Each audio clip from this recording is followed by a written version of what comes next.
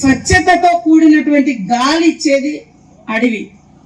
దాంట్లో ఎలాంటి పెస్టిసైడ్స్ లేవు, ఎలాంటి మందులు లేవు. కాబట్టి ఇప్పటికీ కూడా అడవి గ్రామాలలో నుంచి వచ్చేటువంటి వాటిలలో మందు వేయరు వాళ్ళు. మనం కూడా అట్లా పెంపకానికి ప్రాధాన్యత ఇవ్వాలి. కాబట్టి ప్రతి ఒక్కరు గాలి కోసం కూడా మనం అల్లాడుతున్నాం. ఇప్పుడు వర్షపు నీటి చుక్క కోసం కూడా అల్లాడుతున్నాం. దీని అంతటికి కారణం అడవులు తగ్గిపోవడం. సో అడవుల పెంపకం అనేది ఇప్పటికైనా కూడా ఉన్నది మన ప్రాంతాలలోనే ఉన్నది, యాక్చువల్ గోదావరి పరివాహక ప్రాంతం. కానీ ఇక్కడ వచ్చేటువంటి నీళ్లు కూడా ఇప్పుడు బయట ఏరియాలలో వర్షాలు లేవు. అందుకని వేల కోట్లు పెట్టి పైప్ లైన్ల ద్వారా ఈ ప్రాంతాలలోనే మన నుంచి నీళ్ళు వెళ్తూ ఉంటాయి. కాబట్టి ఫారెస్ట్ అధికారులకు కూడా ఒక సూచన, ముఖ్యంగా మనం ఫస్ట్ ఫోర్సబుల్ గా అడవులను కొట్టద్దు అని కేసులు పెడితే కాదు, అవేర్నెస్ అనేది ఇంపార్టెంట్. అడవి ద్వారా నీ చిన్నతనంలో నువ్వు ఎలాంటి లబ్ధి పొందినావు అని ఒక ఊర్లో, ఒక గూడెంలో, ఒక తండలో వెళ్ళినప్పుడు వాళ్ళ పూర్వీకులు, వాళ్ళ పెద్దల యొక్క స్టోరీస్ చేయండి.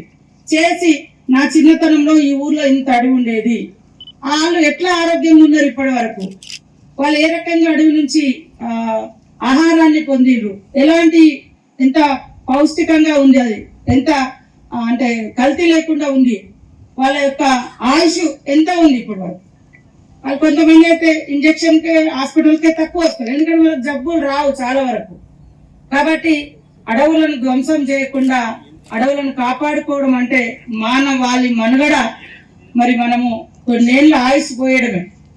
అడవులు పోతుంటే కలుషితమైనటువంటి వాతావరణాన్ని పీల్చుకొని ఆరోగ్యాలు పాడు చేసుకునే కంటే వాస్తవానికి ఇట్లా చెట్ల కిందకి వస్తే ఎక్కువసేపు ఉండాలనిపిస్తుంది, మంచి వాతావరణం ఉంటుంది. అట్లా మనం అందరం కూడా చెట్లకు ప్రాధాన్యత ఇవ్వాలి. ఫారెస్ట్ అధికారులకు కూడా ఒక సూచన, మనం కూడా వాళ్ళు కొట్టిన తర్వాత లేదా ఏదైన తర్వాత కేసులు పెడితే పోయిన అడవి రాదు. కాబట్టి ముందే మనము దీని మూలంగా నీకు ఎంత ఉపయోగం ఉంది మనకు తెలిసింది వాళ్ళకి చెప్పాలి, వాళ్ళకి తెలిసింది కూడా మనం తీసుకోవాలి. అప్పుడు ఇంకొక కొత్త స్టోరీని తయారు చేసి ఒక ఊరికి లేదా ఒక తరానికి మీరు ఒక హిస్టరీని ఇవ్వగలుగుతారు. దిస్ ఈజ్ హిస్టరీ అనేది వాళ్ళకి చెప్పగలుగుతారు. కాబట్టి ములుగు చరిత్రను ఒకసారి తీసుకోవాలి, ఎక్కడెక్కడ అడవులు